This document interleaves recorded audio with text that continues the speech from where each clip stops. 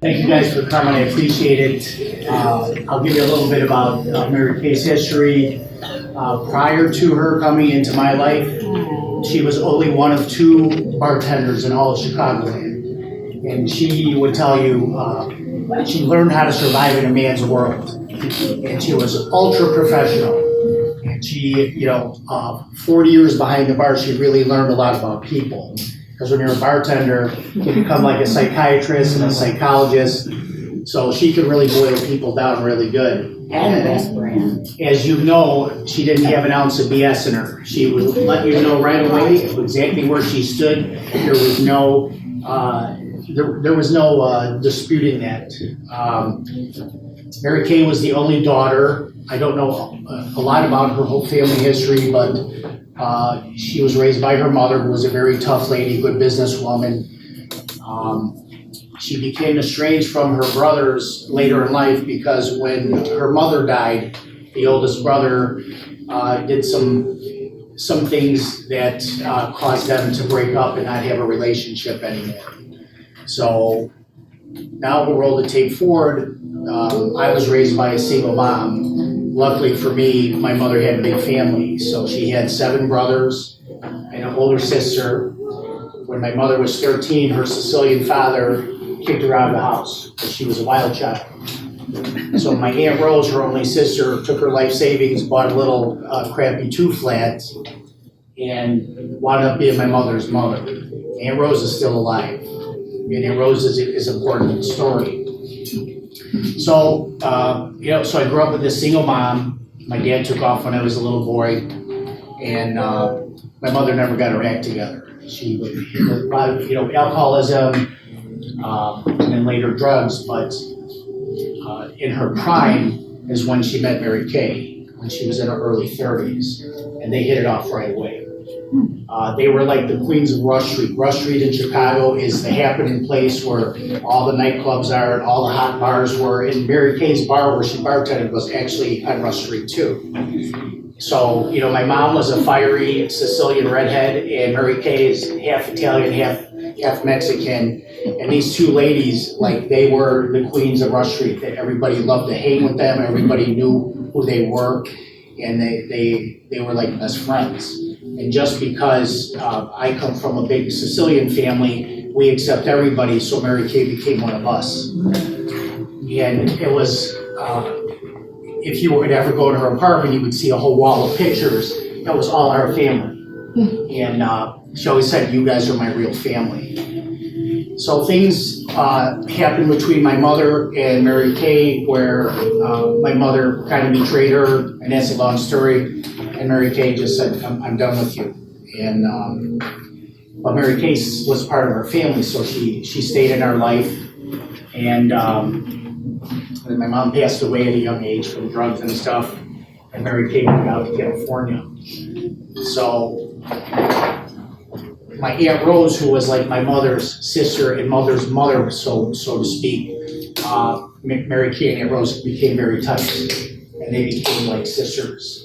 So there was always a connection between the family, but Mary Kay always stayed glued to me because, I was my mother's son. And so through the years, we would visit her, and then my cousin Sarah, she became close with Mary Kay too, and her mom, and everybody in the family knows who Mary Kay is. And so as the years progress, I would call Mary Kay for advice because she was so worldly with her. She just knew how to boil people down, and she knew how to remedy things. She knew me a lot about my personality. And there's a movie called The Matrix, and in The Matrix, they go visit the Oracle, and the Oracle is this wise old lady who knows everything. So she was my Oracle. And it got to be so interesting with these long phone calls with things that, I needed her wisdom on. And then, I have a big group of very close friends, and we talk all the time, and I'm blessed that way. And one day, one of my friends, Tommy Heights, he was in a dilemma, and he said, "Man, I wonder what Mary Kay would think about this." And he had never met or talked to Mary Kay. I go, "Well, let's get her on the phone." So we did a conference call, and I said, "Mary Kay, this is Tommy Heights, and here's his scenario and whatever. And she stuck her foot up his ass, like she straightened him out. This guy's 64 years old, okay? And he never forgot that.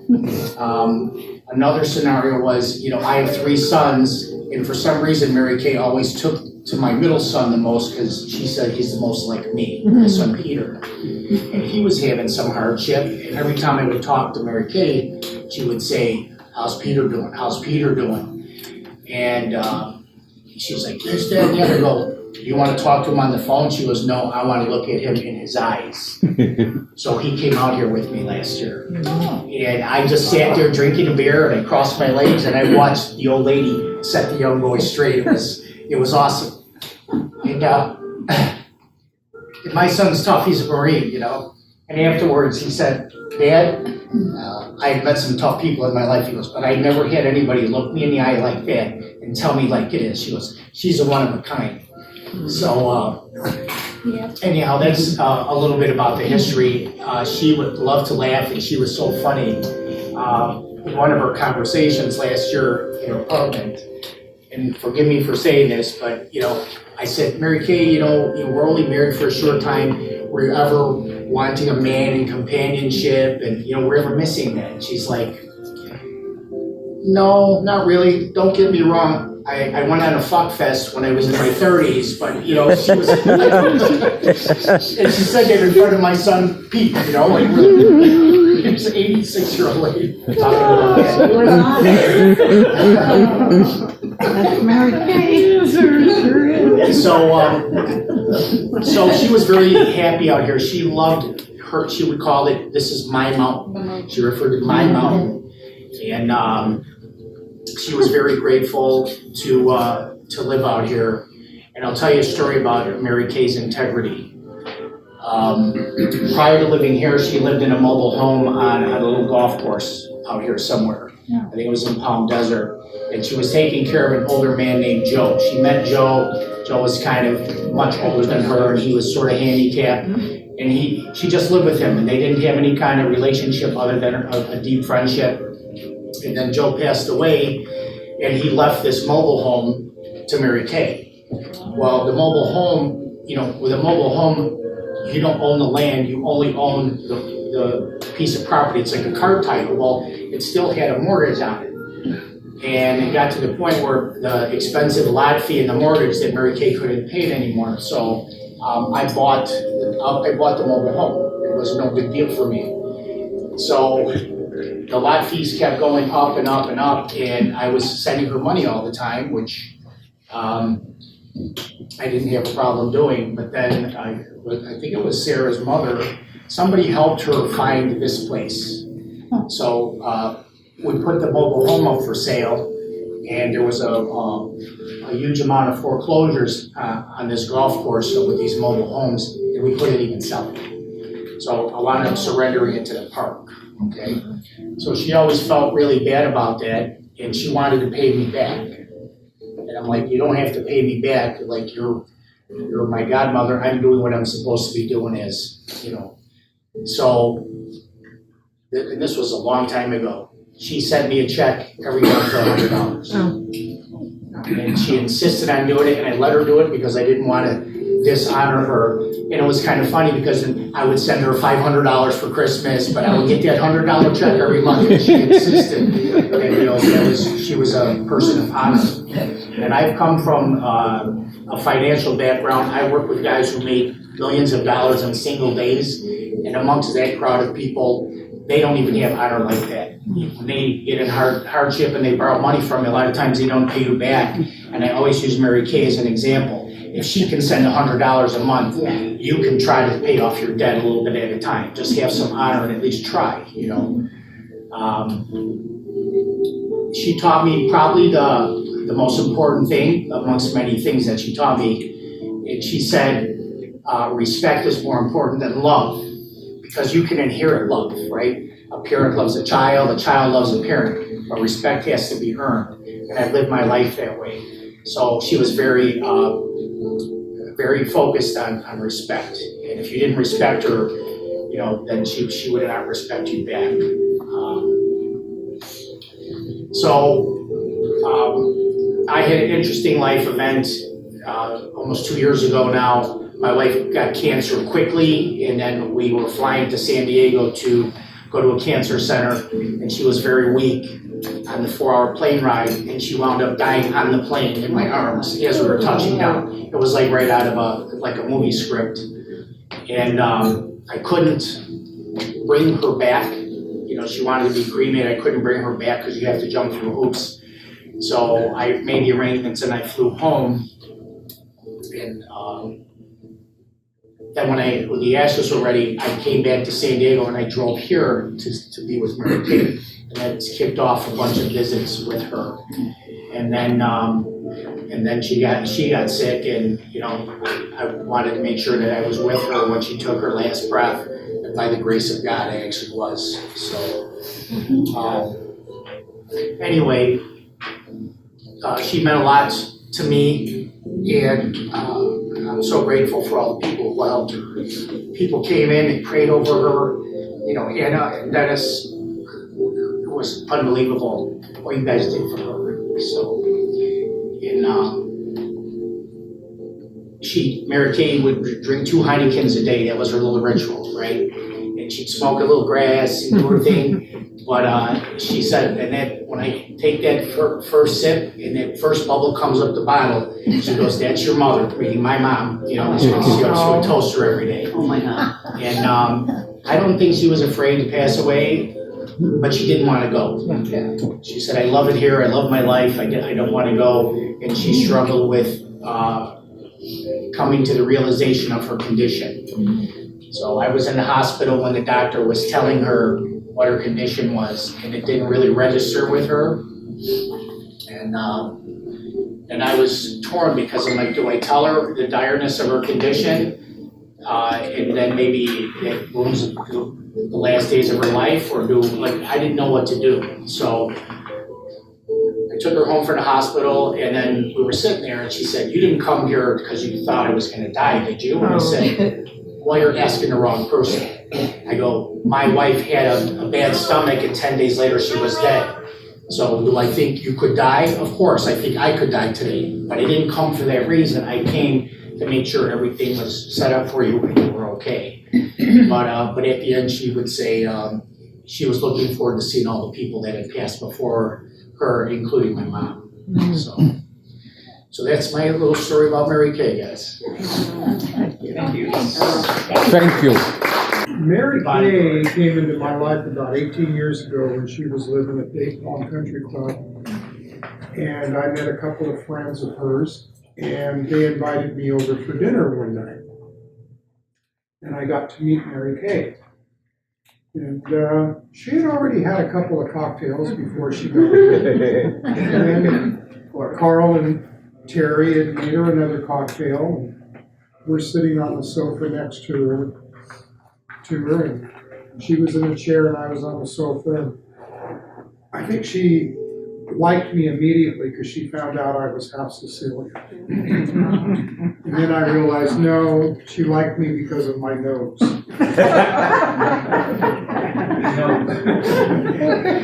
Anyway, I got to know Mary Kay through my friends Carl and Terry. I'd go to their house for dinner. We'd go to places to eat in Bermuda Dunes at this one special place that was a family-style dinner place that she loved to go to. And I'd have her over to my house and have Carl and Terry over. And within about 3 or 4 years, Carl and Terry both passed away unexpectedly or fast. And one day I got a phone call from Mary Kay, and she said, "Dennis, I really could use your help today." And I said, "Sure, I'd do anything for you. What do you need?" And she said, "I need you to take me to the grocery store, but I'm going to take you to lunch for taking me to the grocery store." So I've had 18 years coming over here and taking her out to lunch all the time, taking her to the grocery store, having her over to my house for holiday dinners, and it was a pleasure to know her. I'm going to agree with Frank how she would tell you like it was. She would tell you, like she told me a lot of times. I had a special friend who I was wanting it to become more, and they didn't want it to become as much as I wanted it to become. And so I would use her as a sounding board, talk about my love problems. Lordy. So she just finally would tell me, you know what? Let it go. You loved it, he didn't love you. That's the way it goes. Go on with your life. You're a good man, and there's going to be someone else out there for you. So anyway, Mary Kay got to meet my daughter. My daughter loved her instantly. And she got to meet a lot of my friends. I'd always have her over for dinners, and all of my friends would come and they'd get to know her. And she was a delight, and I miss her a lot. And I've got to meet a lot of wonderful people here because of her. Loretta, Anna, and Teresa. Dennis, can you tell the nose story real quick? Just tell the nose story. I can't say that.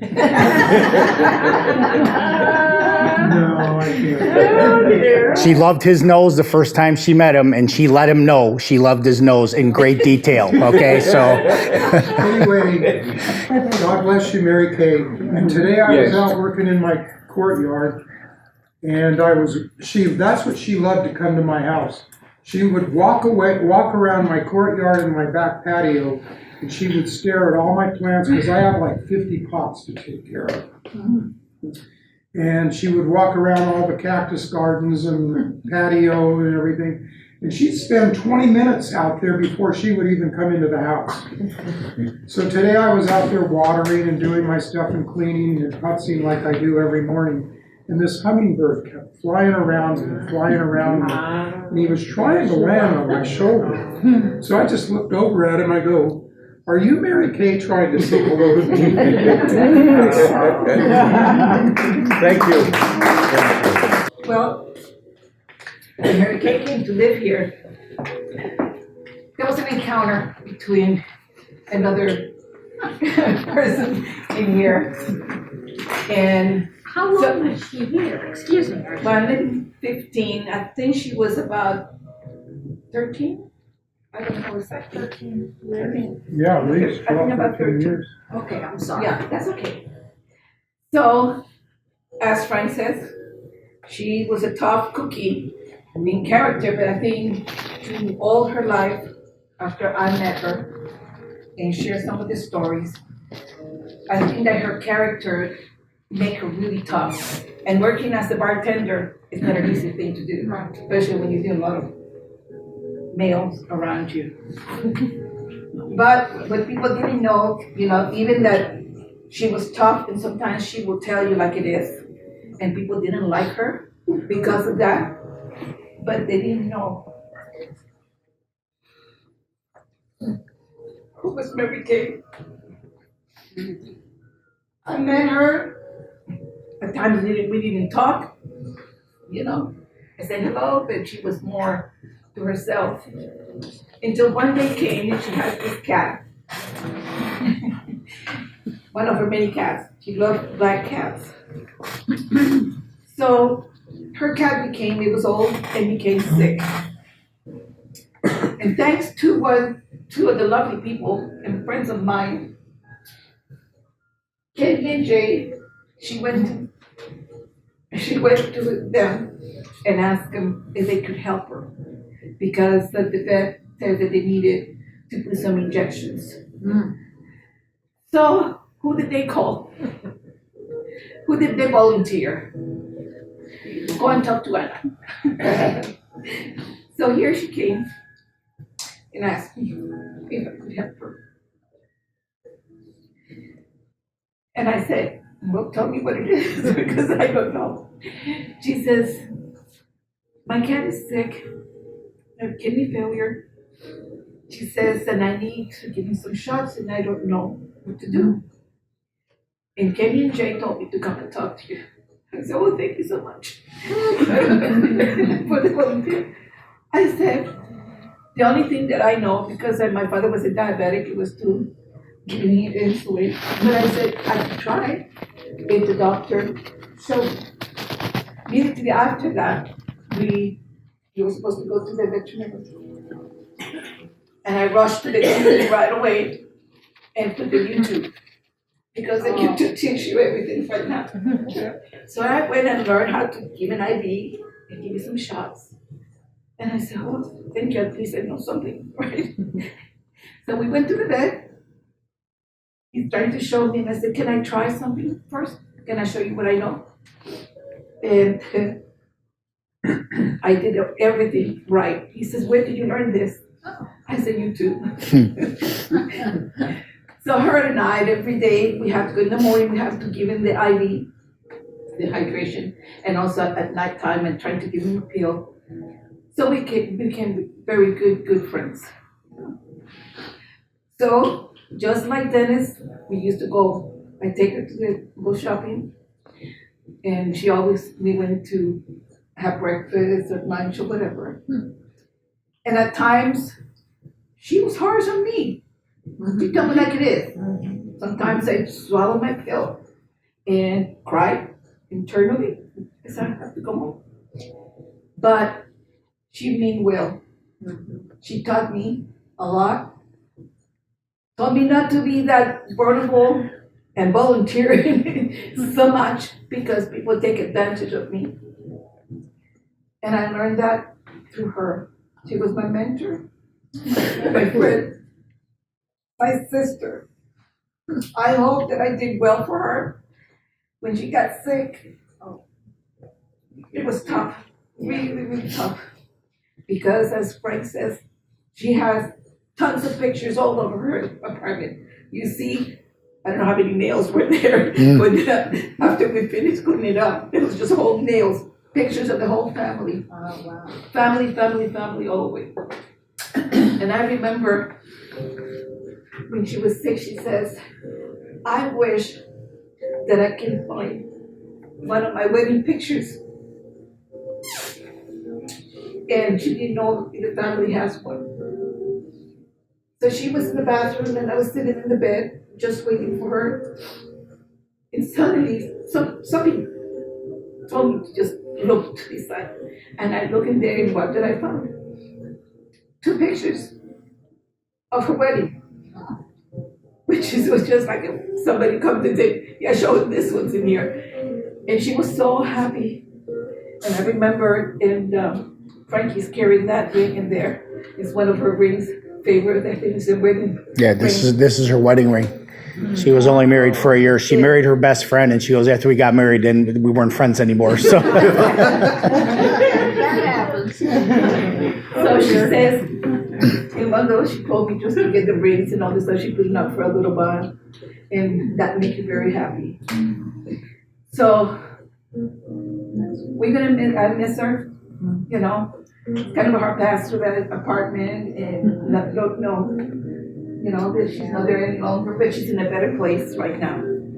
She don't have no suffering or nothing. I just recently lost my brother too, and I just have to go this past Saturday and have the same thing, you know.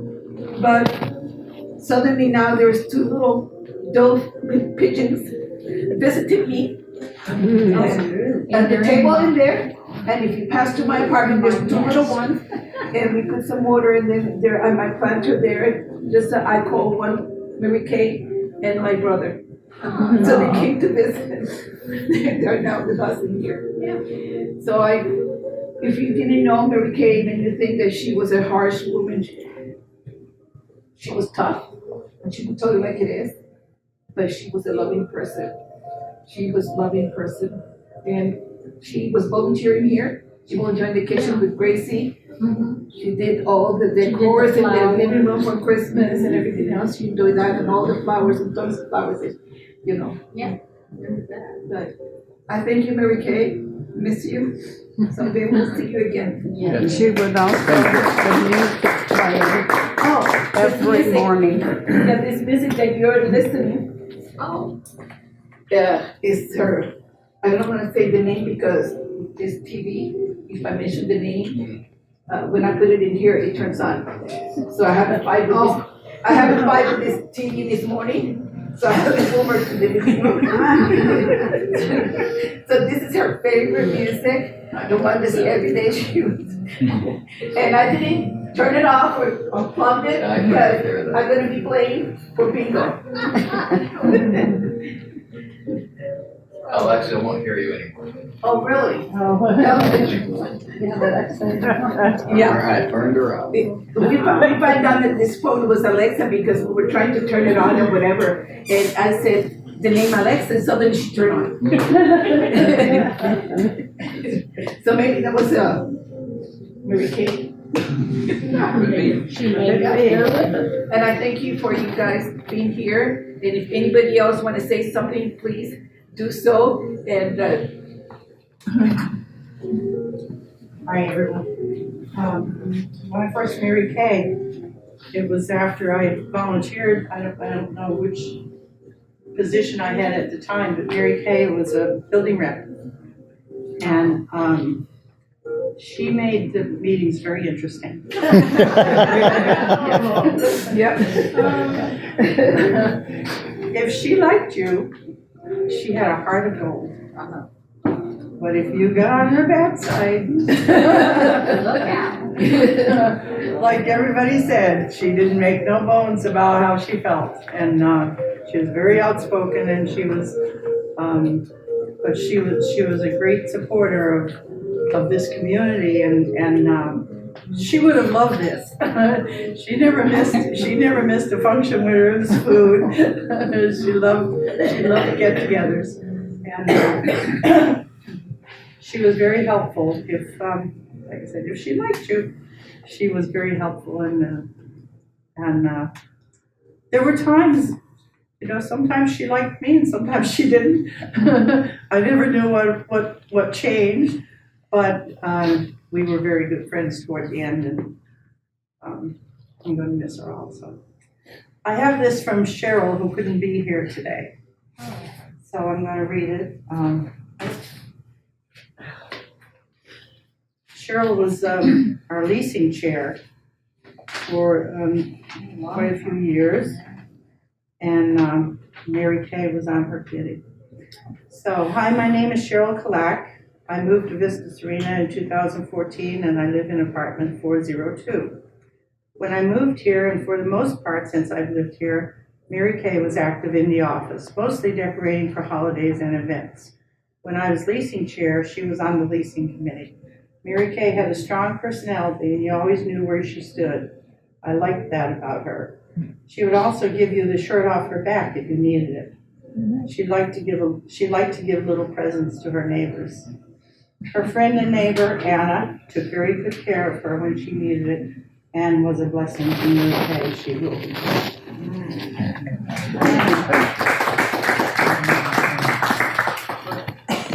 And my friends, I forgot to mention, so Mary Kay and her real family became estranged, and she didn't want to have anything to do with her oldest brother.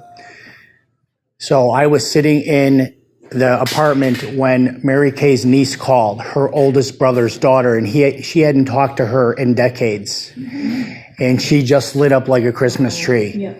And near the end of the conversation, her niece asked her, "Do you want to talk to my father?" Meaning Mary Kay's brother. She goes, "No, I never want to speak to him again in my life." Okay. So they finished their conversation. The very next day, I wasn't in the apartment, but he called her, the brother, and he apologized, and he made up all the lost ground. He sent her stuff every day, right? Flowers and chocolates and Flowers, gifts. Every day he calls her, every day, and asked her for forgiveness, and she did, and they were having, a good bond at the time. So never is too late to say somebody to love you, or to say, "I'm sorry for whatever you."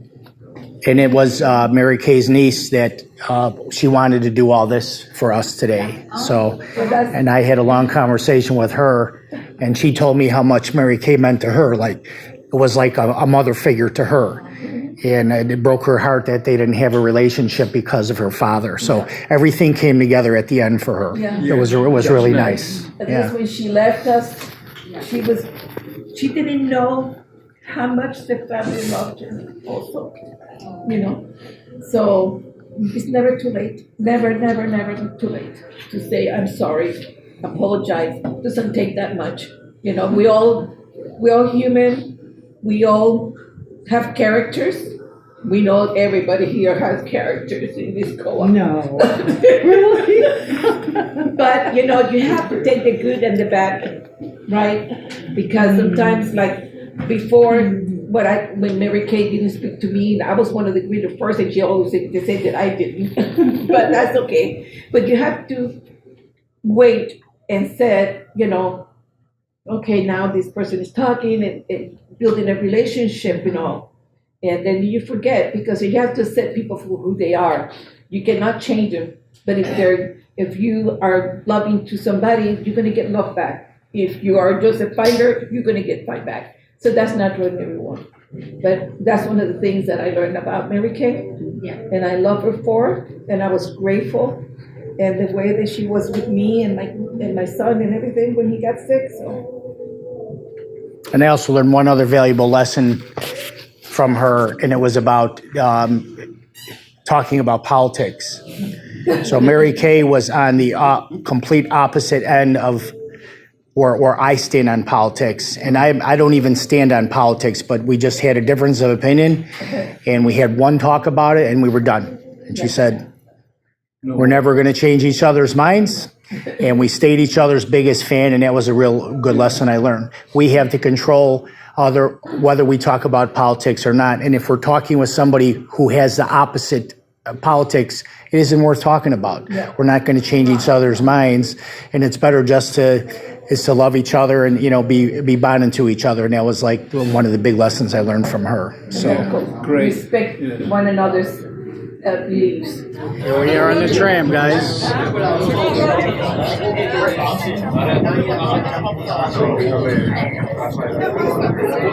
Heading up to the top of the mountain. Here's what it looks like.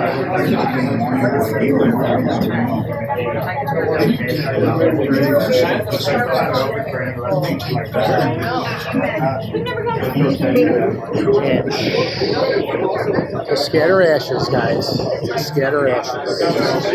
See you in a bit. All right, Sarah and I found a very peaceful little spot where we're going to lay the ashes. There's the bag down here. It's going to be right in this cubby hole here. And there are some rock landmarks that we can look at, so we can actually come back to this place and find it. There's a rock that looks like an eagle looking down at us above. So we're going to open up the bag, start prepping, and then we're going to lay the ashes.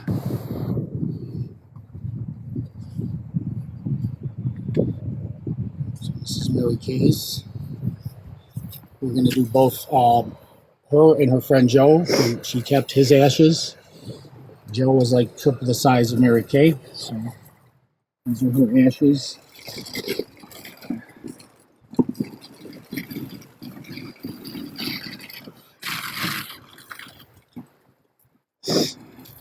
Joe's ashes. I'm going to see where the scissors are. Top, the one above that, where the flag is. Okay. These are the ashes of Joe Egan. He's a dear friend of Mary Kay.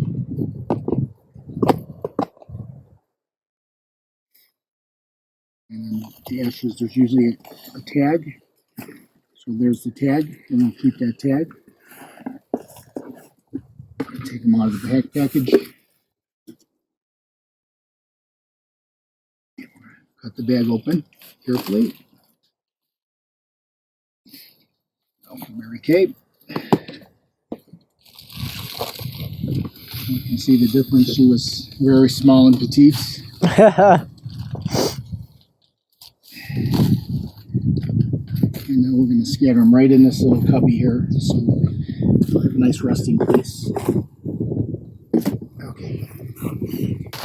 And now we're going to do Mary Kay's ashes. Love you, Mary Kay. Love you, Now Mary and Kay. forever.